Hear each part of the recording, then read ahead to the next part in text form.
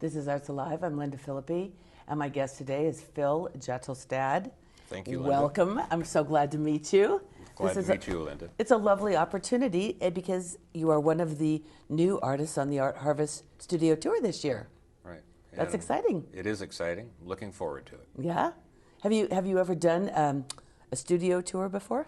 I have. Washington County, not too long ago, and the City of Portland's tour a while ago. So they're fun. They are eventful. It's always nice to meet the public.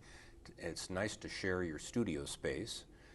You always have a number of questions from people, and it's always a great story that you can share, and that you always learn something from people as they come through. They always have a story to share to you. You know, this is interesting because yesterday, I'm a travel agent, and yesterday I was doing, working on an itinerary, and I was talking to a client about, she's going to be in Paris, yada, yada, you have to go to Giverny and, all this. But I was thinking about when I was there and how much people actually really do love going to visit an artist in their natural habitat, where they live, where they work, what their inspirations might happen to be. So it's a little unusual. Most of us are pretty messy and disorganized. We always we have to clean up everything and make it look good, and it's always we have to step out of our comfort zones and share what we do, which we are typically we really don't. And so it's a different environment, and so it's refreshing and it's fun to do. And it's interesting too because some artists are so introverted, and yet I've seen really introverted artists be on the tour, and it's kind of one of those fascinating things of how's this going to go. But when you're sharing something that you really love, I think it takes you out of yourself and more out into your fans. Some of us are not very introverted. No, you don't seem a bit introverted to me at all. But it is always fun to share. It is always fun to share, and people have interesting comments, and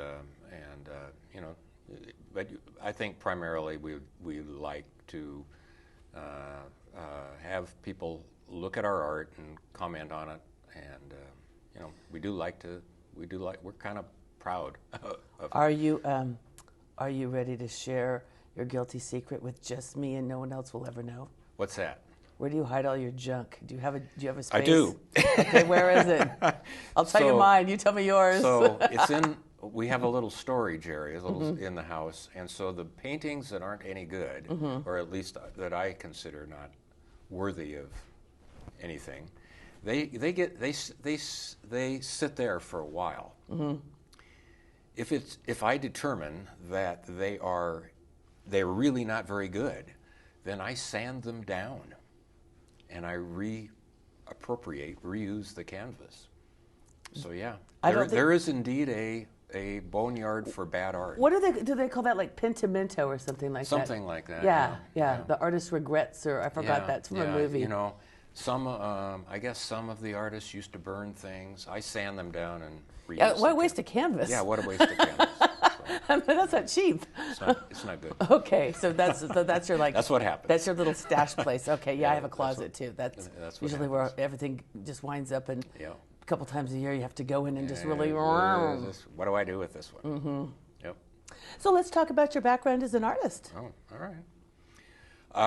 I've always been interested in art. Academically, I went to school to become an architect, but I ended up in construction management. But I've always had a talent for drawing and have used that through the years.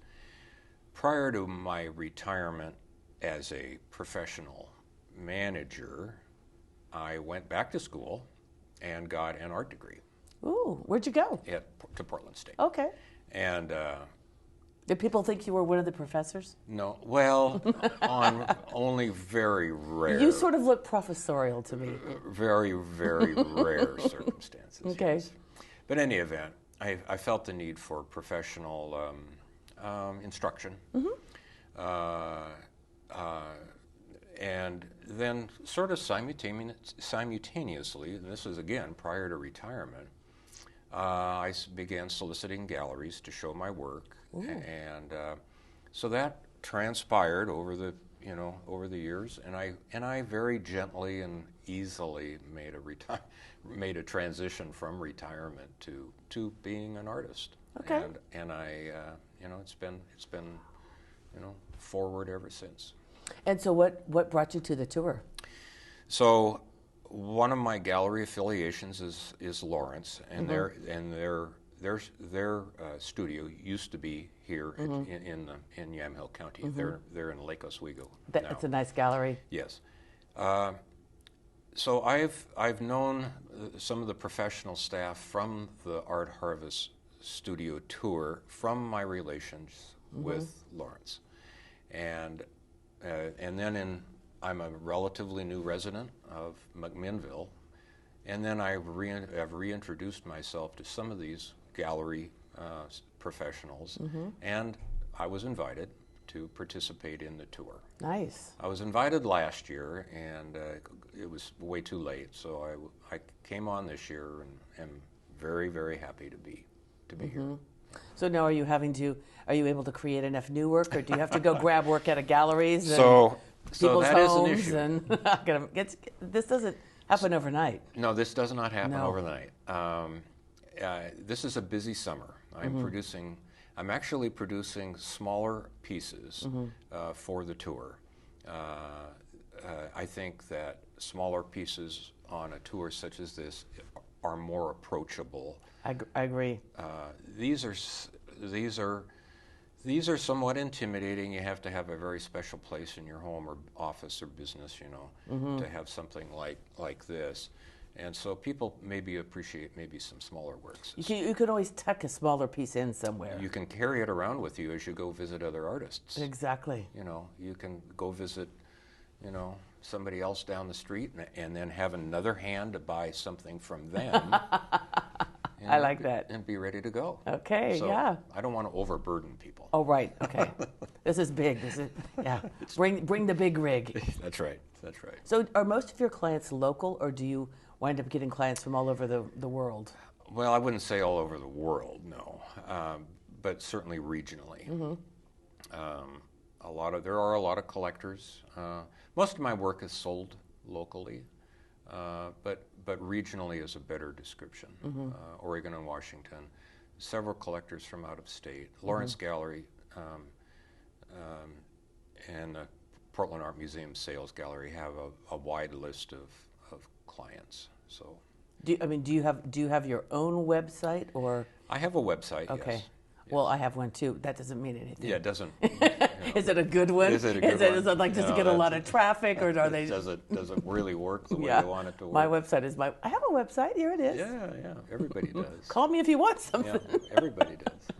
Right. Right. Yeah, you pretty much have to have that. But some artists do more than others through that. So I'm not one of those. Okay. I'm not one of those. For good or bad. I think if I was I'll be honest, quite a bit younger, and had grown up in media marketing, it would. But I'm not one of those. I totally get it. It's like here we are at this age, and you think, oh my God, all these things we're supposed to know and do by ourselves on our own, and do the work, and reach out, and social media. Absolutely. And what? You're one guy, right? It's not only one guy, but I have to learn IT, and I'm with you. I'm not. Anyway. I know. I feel the same. So I have not. I'm only half of a marketer, so I don't use the. But your work speaks for itself. So you want to talk about maybe the pieces that you brought today? Okay. Well, I brought two pieces that represent Oregon. Okay. The one to your right there is a Yamhill County farm scene. It's somewhat generic, but it is based on a photo reference. I was going to say, but we've all driven past that farm. We've all driven past that farm. Right. And it's called, I think the title of it is Valley Late Afternoon. Okay. I painted it several years ago, and it's always kind of been that piece that is kind of spoken to, about this time of year, July, August, in a warm valley. You have the warm, hazy sky in the background. So it kind of speaks to kind of our rural. To me, I'm going to just tell you that the more I look at it, the more I feel like I'm going to start to cry, and I hope I don't. Because it makes me think of my grandma. It's like there's that certain time of day when the light comes through, and it's like that particular time of day. And I don't know, for some reason that always makes me think of eating dinner with my grandparents in the summer. When I see that, I always get tears in my eyes because it's, happy times, right? Sure, sure. Well, it's a good time. The Pacific Northwest is a world-class area. We have, especially this time of year. We're so lucky. We have beautiful weather. We have beautiful scenery, and so you try to. And that's why I enjoy painting it. And so those kind of thoughts about your grandmother are evocative of this kind of scene. It just makes you just feel, it's like, I don't know, just warm and happy to see that. Yeah. The other one behind is a compilation. It's the SS Minnow. So headed for the rocks. The initial genesis of the work was a photo I had taken of the Nehalem River jetty. Okay. But it isn't anything like that. The photograph was just a picture of the South Jetty, and the Nehalem River is down below. I also had a photograph of a fishing boat that I kind of wanted to dramatize. And this doesn't look peaceful and benign, really. It looks like not. Yeah. And one of the pleasures of going to the Oregon coast is watching the storms. And I wanted to kind of develop a piece that kind of, provided that feeling of a boat, a fishing boat, a small boat, coming home to harbor after or during a storm. And so I tried to capture this, and I dramatically raised the water levels almost to a point where the water is coming to crash over the jetty, and this little tiny boat is... It does, yeah. It's kind of coming home to rest in its mooring into the harbor. So again, another Oregon-centric piece. What do you find more popular, that like your ocean water scenes or your peaceful valley scenes, landscape scenes? Probably the landscapes. Probably the landscapes, but people do like the seascapes also. It is dramatic. Yeah. Very dramatic. No, thank you. Yeah, I love it. you. So let's talk a little bit about the tour. Yes. The specifics of the tour. So the first 2 weekends of October. That's correct. Okay, Friday, Saturday, Sunday. Friday, Saturday, Sundays. And buttons are available at all of the artists. For $10 a piece. It allows you to visit any studio. And the studios are shown in the pamphlets that are in the process of being printed, I believe, right now. And I don't know exactly when the distribution date is, but it's coming up soon. Okay. Yeah, so, it seems like it's usually right about now. Yeah. First part of August. So people should be getting the brochures or have the brochures available here pretty soon, within the next several weeks. That's good. That's exciting. Yeah. And there's so many artists this year. 50-ish, 55, I believe. Something like that, and I know there's 12 new ones. 12 of us new ones, so we're rookies. It's your rookie season. Rookie season. Well, hope to have several more. For this one, but For this one. but obviously you've done this many times, and so you're probably not feeling too panicked. I mean, we really do have people who've never really done anything like this, and they're like deer in the headlights. Oh my God, I don't know. How's it going to work? I don't know what to do. Hopefully it's going to be okay. And they're very uptight about it, and it's a lot of pressure. But you seem like you're... So pressure's good. Of course. Pressure's good. Deadlines are great. Deadlines are great. It gets things done. So I don't, you know, a lot of people work better under pressure. I do. And like I say, I'm producing a bunch of smaller pieces, and they're all brand new. That's going to be nice. Yeah, I don't know quite what they're going to end up like, but I think all of the artists are going to be pretty much that same way. People get pretty creative when they are under deadline. So. Exactly, when it's coming down to it. Well, Phil, I really want to thank you for being here today. Lynda, it's absolutely lovely to meet you, and I'm really excited to see your place on the tour. Are you showing alone? I will be on the 5th Street at 516 3rd Avenue. Oh, okay. So I will be in the Old Elks Lodge in the ballroom. Oh, nice. Okay. And there will be 5 of us. Oh, that's great. You get a lot of traffic up there. It's a beautiful venue. It is. And we do appreciate being allowed to show there. That's going to be wonderful. Well, thank you. Thank you so much. Thank you, Lynda. Okay. Thank you.